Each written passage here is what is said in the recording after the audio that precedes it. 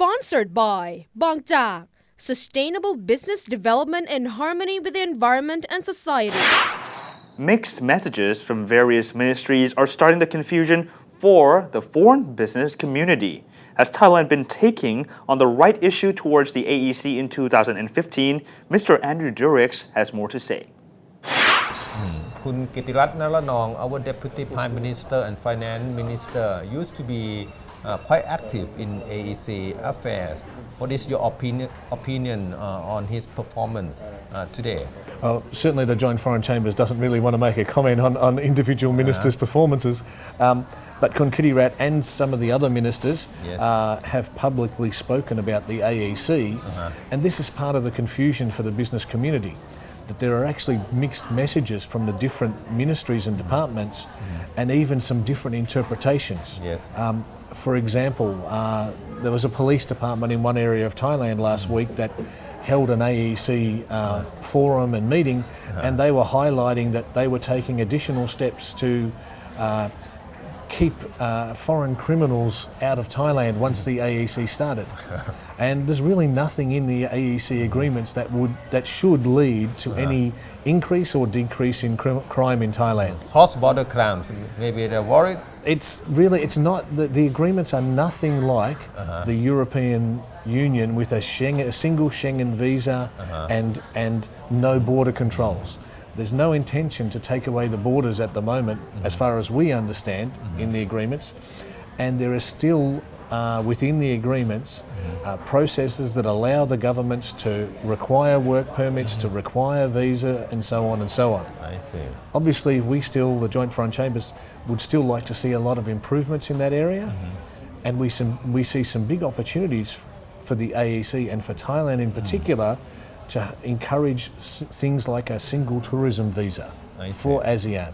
That would be a big countries. Yeah, and that would be a big advantage like for Thailand. In the EU system. Yes, something like Schengen, and we're not saying do away with borders by any means, but we do see that Thailand would clearly be a net winner in that, because Suvarnabhumi, the airport, and Bangkok is a central location.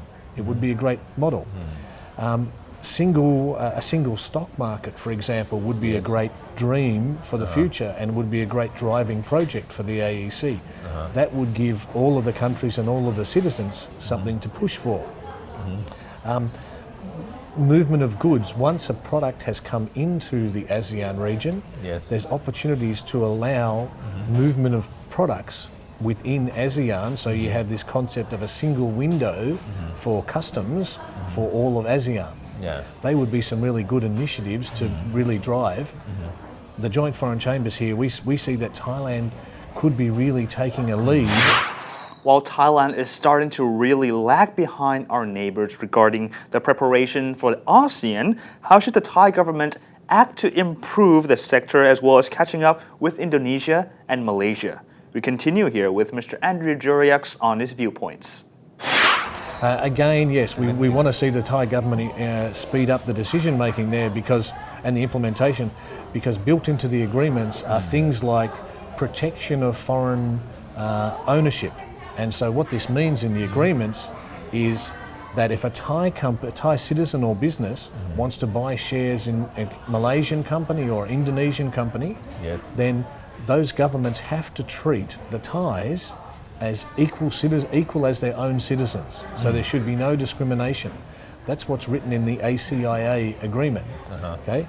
But to date, Thailand hasn't put anything else in place in Thailand to allow for a similar condition for an Indonesian or a Malaysian investor into Thailand. I see. So again, Thailand is a little bit behind some of the other countries. So today we actually have only about 2 years and 3 months left before January 1st in 2015. So do you think Thailand needs someone in charge directly of AEC? Yeah, I think that at this point we really need to have at least either one person, a Mr. AEC if you like, or a committee or a group that is given some multiple authority. Agency. Yeah, commerce, finance, agriculture, tourism, whatever. When you get into the detail of all of the agreements and all of the 5 sets of agreements, you have to understand that it's going to affect immigration, labour, things like work permit processes, which we would think there's a big opportunity here to improve a lot of long-standing problems in the work permit area, because that's also an inhibitor for Thailand for many other things. Yes. Labour immigration, I've said, telecommunications could be freed up. Things like we're just moving to 3G, so it would be really good for us to consider 3G and beyond, not just from the telecommunications companies, but from all the business people wanting to take advantage of the benefits that higher speed data and better services offer. That would make Thailand a better place for operators. This issue of the shortage of labour in Thailand today, lots of factory workers, lots of our members worry about labour shortages. The skilled one, you mean? Skilled and unskilled, there's big challenges. So we see that the MRAs are starting with just 7 sets of skills, but certainly if we could implement that efficiently, then you could easily see that the different governments could then start to agree expanding that list of 7 and starting to create opportunities. And the type of people that our factories cry out for, welders, electricians, plumbers, people with the right skills, and we could use the initial model to start expanding. Then you get to a whole lot of other areas of Thai law that need to be changed as well. So, I see.